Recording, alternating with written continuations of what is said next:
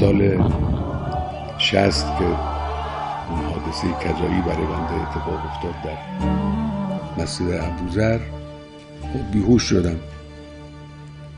ناگهان همه زندگی گذشته در مقابل چشمم مجسم شد. خودم پروردگار وضع من اینجوریه، میبینی دیگه، من هیچی ظاهرا هیچی نداره.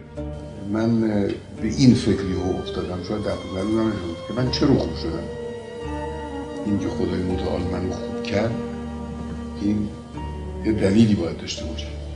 با خودم گفتم حتما خدای متعال از من یه توقعی